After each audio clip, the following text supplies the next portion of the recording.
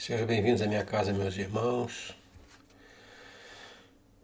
Elevar o nosso pensamento a Deus, nosso Pai Criador, em agradecimento por tudo que o Pai tão bondosamente nos oferece. Agradecer muito particularmente a oportunidade reencarnatória que nos concedeu, esta chance a mais para que nós consigamos alcançar a perfeição moral. Grande objetivo imposto a cada um de nós já na criação. Agradecer ao Mestre Jesus e aos bons amigos da espiritualidade, a companhia, o aconselhamento, rogando nos favoreçam para que das leituras do dia de hoje nós consigamos extrair maiores entendimentos, novas boas resoluções. Que a paz do Mestre Jesus inunde os corações dos nossos irmãos, que a luz do Mestre se derrame sobre o nosso ambiente de trabalho. Que assim seja. Nós estamos estudando a parte terceira do Livro dos Espíritos e hoje nós vamos fazer a última leitura do capítulo 12, da perfeição moral. A parte terceira fala das leis morais. Né?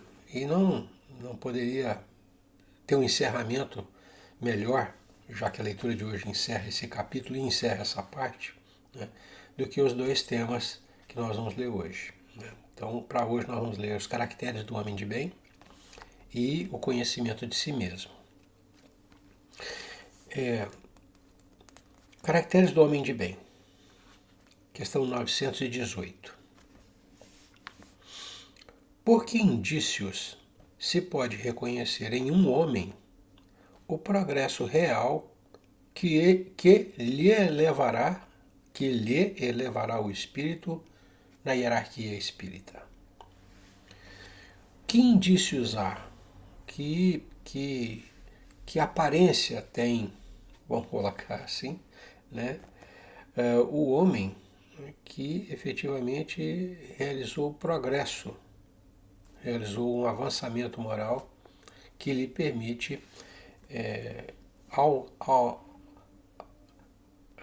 a promoção, vamos usar o termo, a promoção na escala espírita, na hierarquia da escala espírita. Essa é a colocação que Kardec faz para o orientador, a pergunta que ele faz.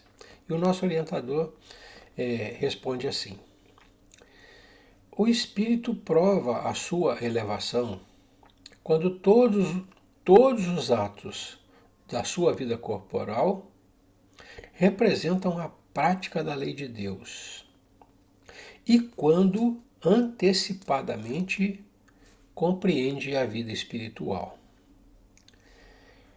O nosso irmão coloca duas condições, né, para identificar aquele que efetivamente realiza progresso no campo da moralidade.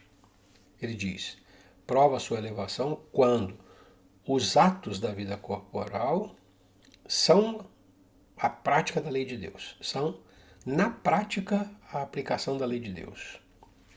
E quando ele consegue compreender a vida espiritual, quando ele consegue entender, né, que vai muito além, que a vida vai muito além dos atos corriqueiros do dia a dia quando ele está encarnado. Né? E aí se segue uma nota que é longa e podia ser bem mais longa, né, que a gente vai encontrar também reproduzido no Evangelho segundo o Espiritismo. No Evangelho segundo o Espiritismo, sob o título O Homem de Bem, né, número 3, capítulo 17, Sede Perfeitos, a gente vai encontrar essa mesma mensagem expandida, estendida. E eu considero uma das páginas mais bonitas, eu particularmente considero uma das páginas mais bonitas do Evangelho segundo o Espiritismo. Né? É um roteiro da prática do bem, né? É um roteiro da virtude e é uma fixação de objetivo para cada um de nós, muito bonita. Então, eu vou ler, ela é curtinha relativamente à do Evangelho, né? Mas não perde a beleza não. Diz assim a nota: verdadeiramente, homem de bem é o que pratica a lei de justiça, amor e caridade na sua maior pureza. Se interrogar a própria consciência sobre os atos que praticou, perguntará se não transgrediu essa lei, se não fez o mal, se fez todo o bem que podia, se ninguém tem motivos para dele se queixar. Enfim, se fez aos outros o que desejara que lhe fizessem. Possuído do sentimento de caridade e de amor ao próximo, faz o bem pelo bem, sem contar com qualquer retribuição, e sacrifica seus interesses à justiça. É bondoso, humanitário e benevolente para com todos, porque vê irmãos em todos os homens, sem distinção de raças nem de crenças. Se Deus lhe outorgou o poder e a riqueza, considere essas coisas como um depósito, de que lhe cumpre usar para o bem. Delas não se envaidece, por saber que Deus, que lhe as deu, também lhe as pode retirar. Se sob sua dependência a ordem social colocou outros homens, trata-os com bondade e complacência, porque são seus iguais perante Deus. Usa da sua autoridade para lhes levantar o moral, e não para os esmagar com seu orgulho. É indulgente para com as fraquezas alheias, porque sabe que também precisa da indulgência dos outros. E se lembra destas palavras do Cristo: atire a primeira pedra aquele que estiver sem pecado. Não é vingativo. A exemplo de Jesus, perdoa as ofensas para só se lembrar dos benefícios, pois não ignora que, como houver perdoado, assim perdoado lhe será. Respeita, enfim, em seus semelhantes, todos os direitos que as leis da natureza lhes concedem, como quer que os mesmos direitos lhes sejam respeitados. Essa nota é um resumo, né, daquela que eu coloquei lá, que eu disse que tem lá no Evangelho segundo o Espiritismo. E lá ele encerra, no Evangelho segundo o Espiritismo, ele encerra dizendo mais ou menos assim, ele diz, olha, essas não são todas as características do homem de bem, mas quem quer que as reúna, quem quer que já detenha essas características, que já haja dessa maneira, certamente está no bom caminho, alcançará a condição de homem de bem.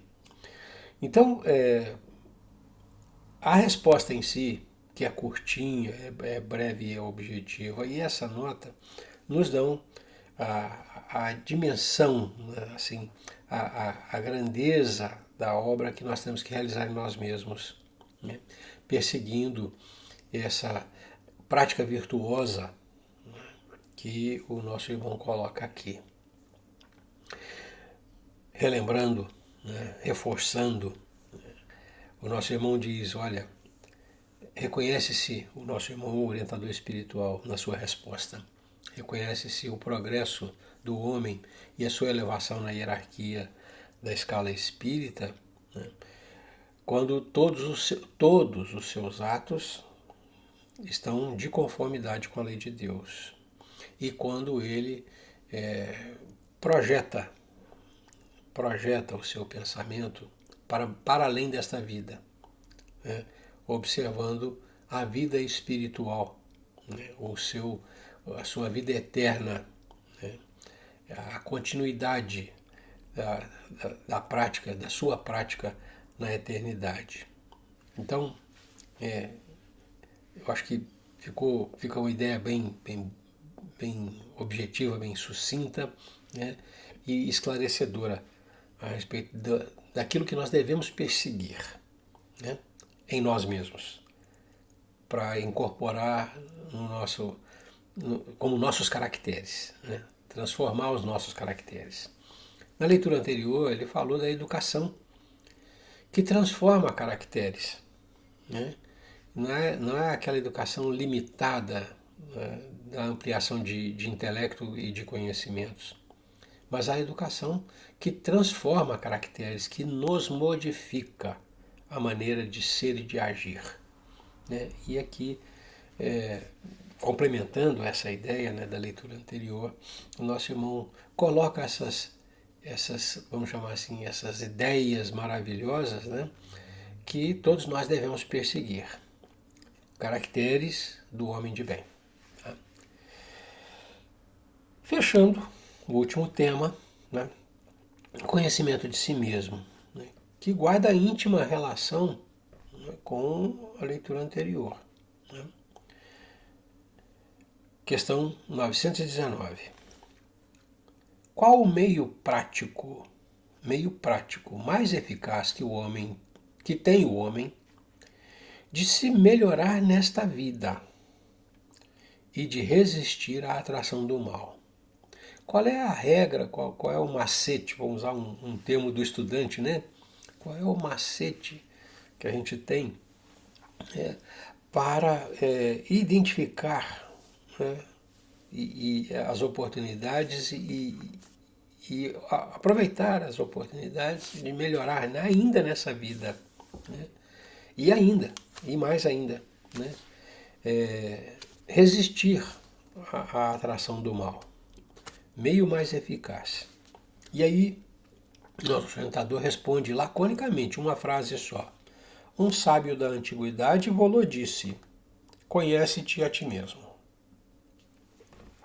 Essa frase, o conhece-te a ti mesmo, né, é uma frase que Platão, né, atribui a Sócrates. Mas nos diversos discursos que Platão escreve, né, colocando Sócrates como a personagem central. Mas lá mesmo, né, segundo o que eu estava lendo, ele atribui a Sócrates tê-lo dito, mas não atribui a autoria. Né? Ele se refere à citação de Sócrates como uma referência a uma sabedoria de longa data, anterior a ele. E o geógrafo grego Pausanias, né, relata, né, nos seus escritos, né, que esta frase era uma máxima que estava inscrita no pátio do Templo de Apolo, em Delfos. Né? Então, a gente atribui a Sócrates, a Platão, a frase, mas existem referências de que essa frase, essa máxima é anterior a ele, muito anterior a ele. Né?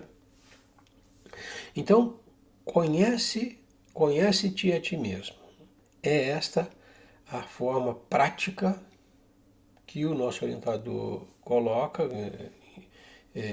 em sua resposta para melhorar ainda nessa vida, né, e para resistir à atração do mal.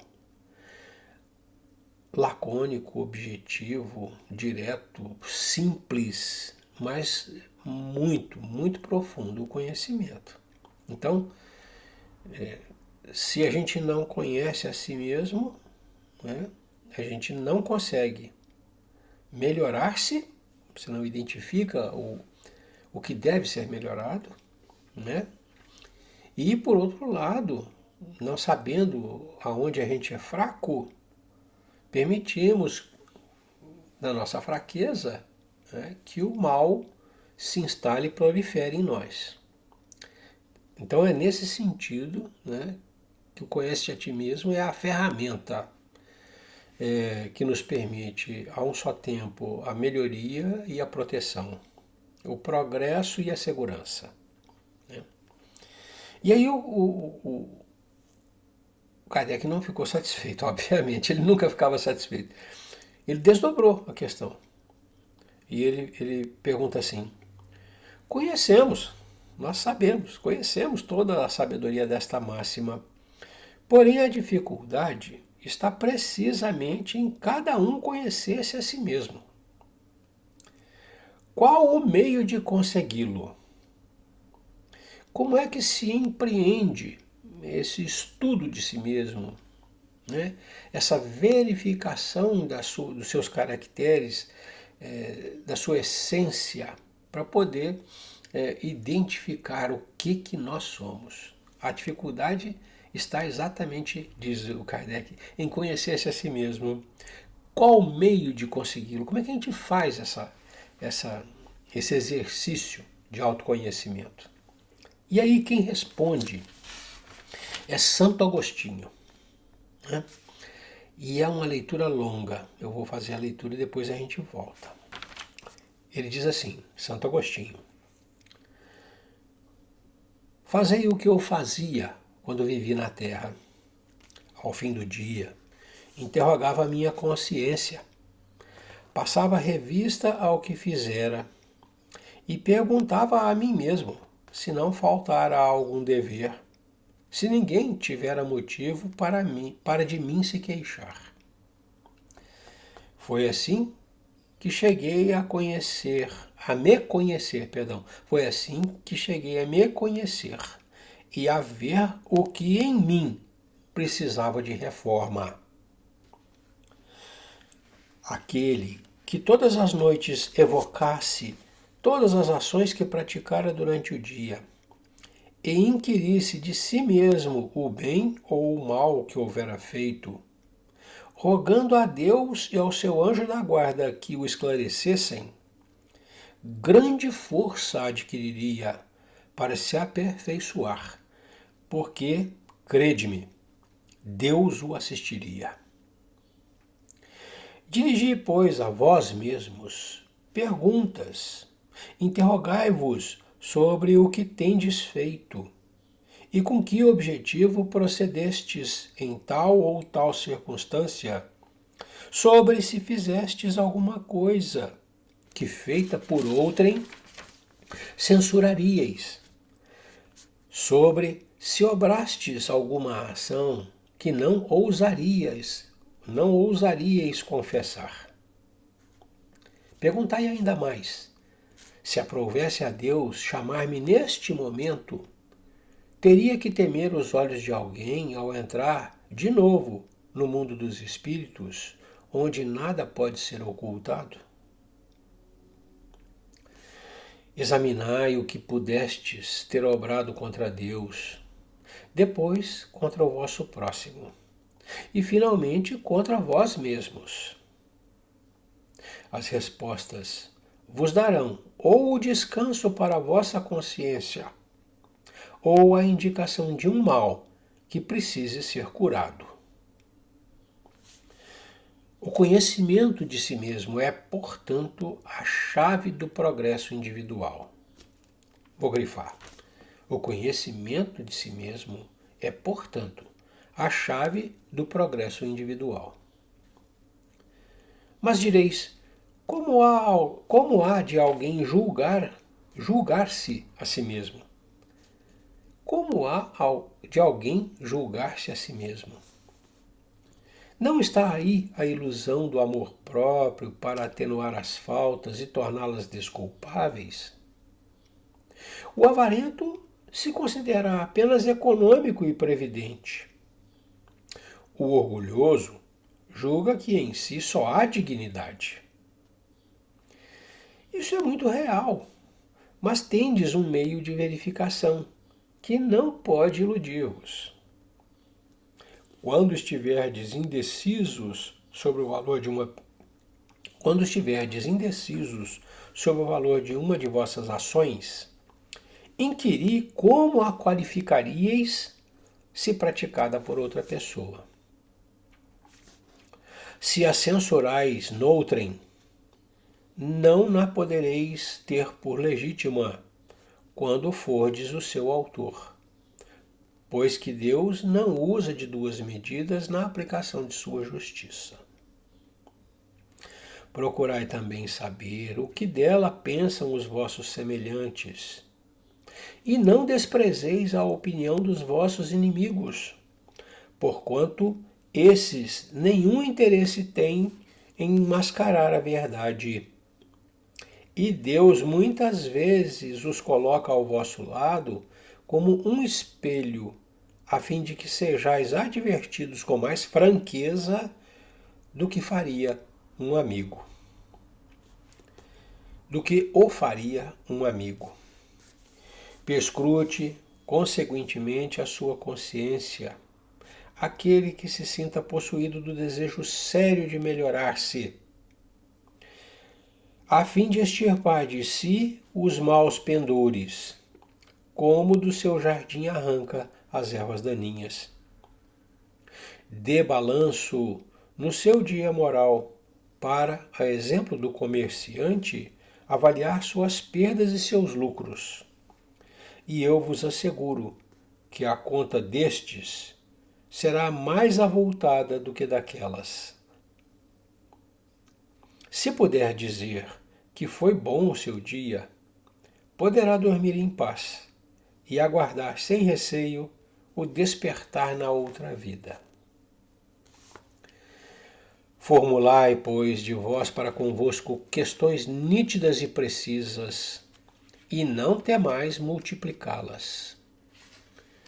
Justo é que se gastem alguns minutos para conquistar uma felicidade eterna.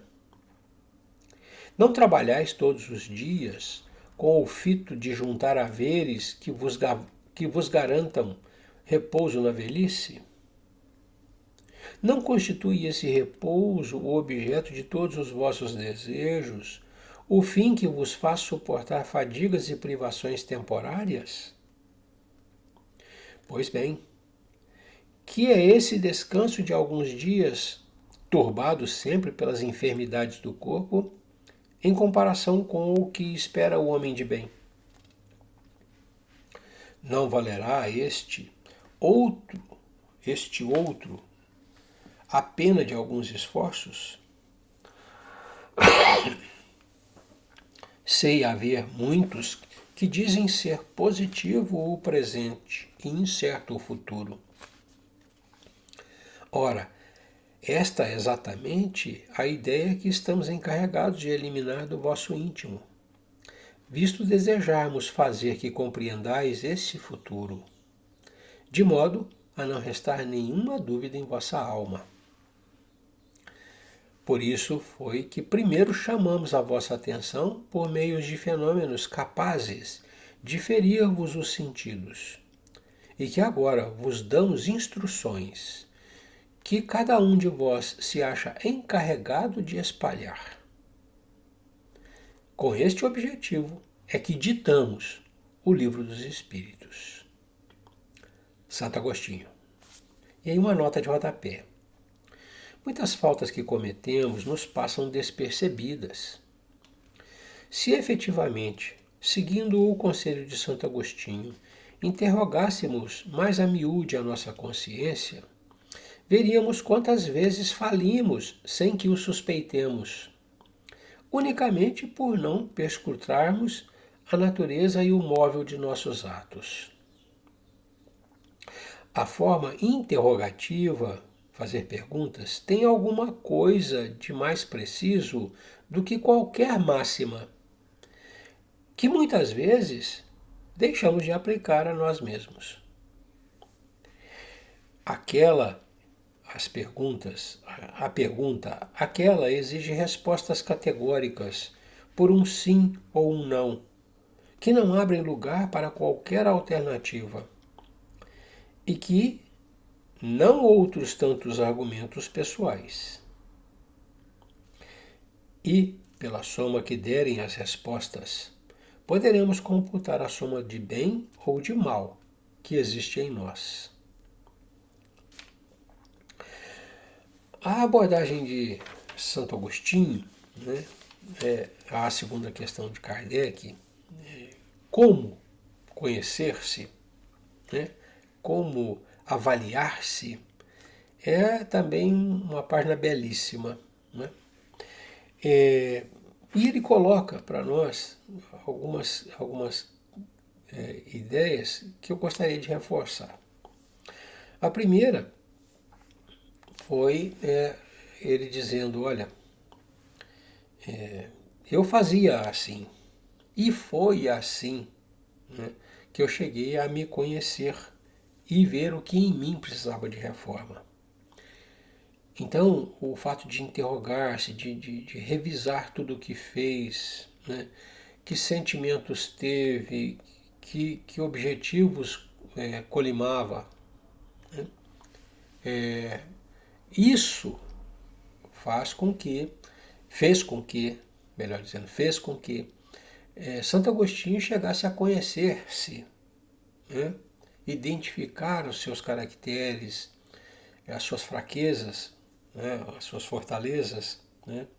E ele diz, e ver o que em mim precisava de reforma. Ele não se preocupava, né, com o que ele tinha de bom, mas com aquilo que ele tinha de mal e que precisava de retificação. Então essa é a primeira ideia que a gente extrai, e que é muito importante. Normalmente a gente entra no processo de compensação pelas muitas vergonhas que carrega e tenta superestimar as poucas coisas que a gente tem na lembrança de bom. É como se fosse uma forma de compensar, de atenuar, né, as nossas vergonhas.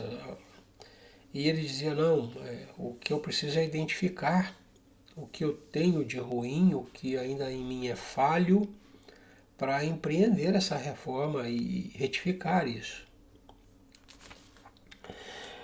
E ele diz, olha, se vocês fizerem isso com honestidade ao fim do dia e pedirem a Deus e ao seu anjo da guarda que o assistam, que o amparem, que o auxiliem, assim será. Então, esse processo de revisar, né, para se conhecer, e essa atitude de pedir amparo a Deus e aos nossos protetores, particularmente nosso anjo da guarda, né, diz ele, garantiria para você uma força, né, uma grande força, né, capaz de auxiliá-lo nesse processo de esclarecimento e retificação. Mas na frente ele soleniza, ele diz, olha, o conhecimento de si mesmo é a chave do progresso. E aí a gente consegue facilmente entender. Se você não identifica o que há para ser corrigido, né, se você não identifica a falha, o erro, né, você não corrige, você simplesmente despreza aquilo. Então analisar-se, né, e isso é um trabalho que só nós conseguimos fazer, só nós conseguimos penetrar em nós mesmos, na profundidade e na honestidade, né, necessária. Não tem psicólogo, não tem psiquiatra, não tem ninguém que consiga invadir-nos a nós mesmos, né, e capturar essas coisas escondidas que nós carregamos. Só nós as conhecemos. Então, sem conhecimento, sem análise dos nossos caracteres, uma análise honesta, sincera, né, a gente não progride. Não há como você saber qual o seu ponto fraco e onde é que você tem que fazer força para melhorar. Né? Ele diz, perguntai, se Deus me chamasse agora de volta ao plano espiritual, teria que temer o olho de alguém, o olhar de alguém?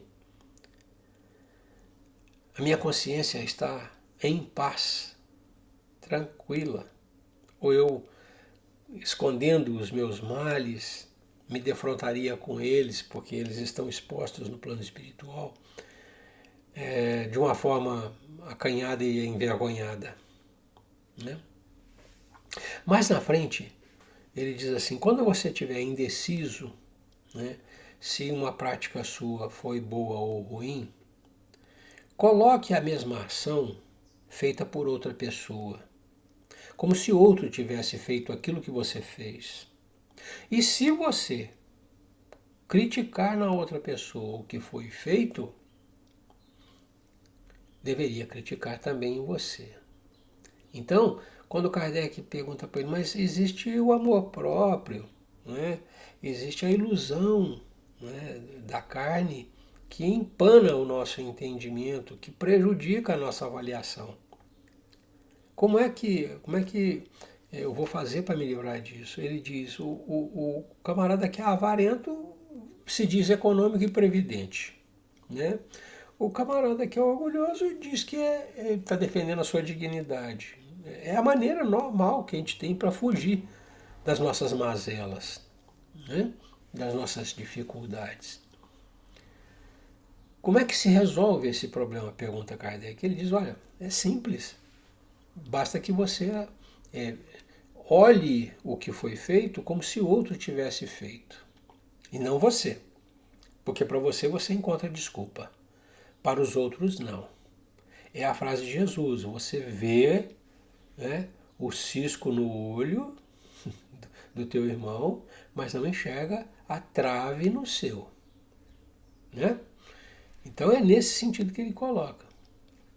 Você atribui ao outro a prática e verifica como é que você ia encarar o fato no feitio do outro.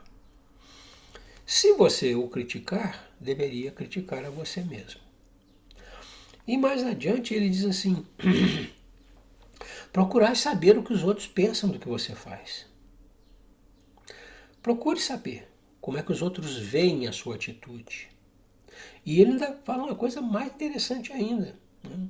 E não despreze a crítica daquele que é seu adversário, seu inimigo.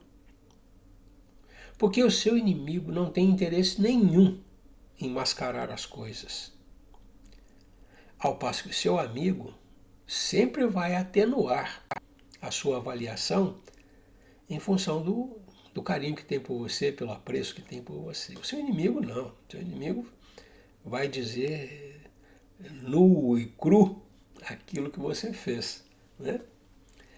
Ele diz, muitas vezes Deus coloca essas criaturas que nos são antagônicas do nosso lado para nos servir de espelho, para que nós nos reflitamos neles e a gente obtenha com mais franqueza uma avaliação. Ele diz, por fim, pergunte-se. Pergunte-se e não poupe perguntas. Né? Questione-se. Não se limite a uma ou duas, faça infinitas, de tal maneira que você consiga efetivamente identificar seus caracteres.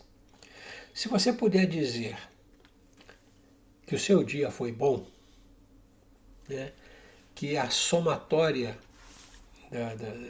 das suas avaliações é positiva, né, não está negativa, ele diz, você pode dormir em paz e aguardar sem receio a entrada no outro mundo, no mundo dos espíritos.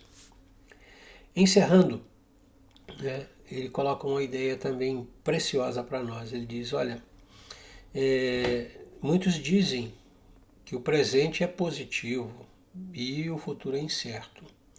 E nós viemos exatamente para modificar esse raciocínio, fazendo você entender que o futuro é certo, porque depende do presente. Ele diz, sei haver muitos que dizem ser positivo o presente e incerto o futuro. Esta é exatamente a ideia que estamos encarregados de eliminar do vosso íntimo, visto desejarmos fazer que compreendais esse futuro, de modo a não restar nenhuma dúvida em vossa alma.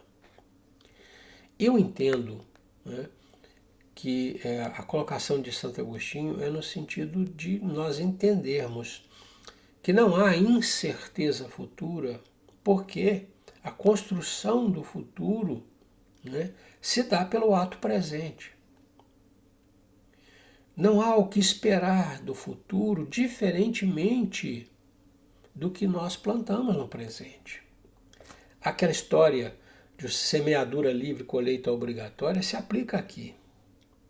E é nesse sentido que a gente tem que retificar o ponto de vista, mudar o ponto de vista sobre o qual a gente analisa o momento futuro. O momento futuro é dependente dos atos do presente. Nós estamos construindo hoje o nosso dia de amanhã. Nós já falamos isso mais de uma vez. E aqui Santo Agostinho traz de volta essa ideia. Né? Não podemos ter ilusão de que haverá uma consequência diferente, né, para o nosso ato. A consequência é aquela derivada do nosso ato. Se eu faço o mal, não há como esperar para amanhã que eu não tenha que retificá-lo. É essa a ideia que nós temos que ter. Né? Então, diversas ideias preciosas, todas muito importantes, né? Mas eu diria o ponto-chave, a coisa principal. O conhecimento de si mesmo é, portanto, a chave do progresso individual. Nenhum de nós vai avançar, vai progredir, né, moralmente falando, se não identificarmos em nós as coisas que devem ser aprimoradas, corrigidas. Né? O que a gente faz de bom, né, é um alento, vamos dizer assim. E, já que estamos bem nesse quesito, podemos colocar a nossa força, a nossa energia, né, na retificação daquilo que ainda é falho. Bom, nós encerramos, né, com essas duas páginas maravilhosas, né, esses dois temas, caracteres do homem de bem e conhecimento de si mesmo, a parte terceira das leis morais, né, que vamos dizer assim, é a tônica, é a parte mais importante, é a parte mais importante do nosso estudo, porque é em cima deste progresso, o progresso ético-moral, né, que sobre ele que nós alicerçamos o nosso avançamento, o nosso progresso, vou usar a palavra de novo, o nosso progresso, né, na hierarquia espírita. É assim que a gente evolui. Né? Então, terminamos aquilo que é a parte essencial, vamos dizer assim, do nosso estudo, que é o aspecto moral, né, do Espiritismo. Né?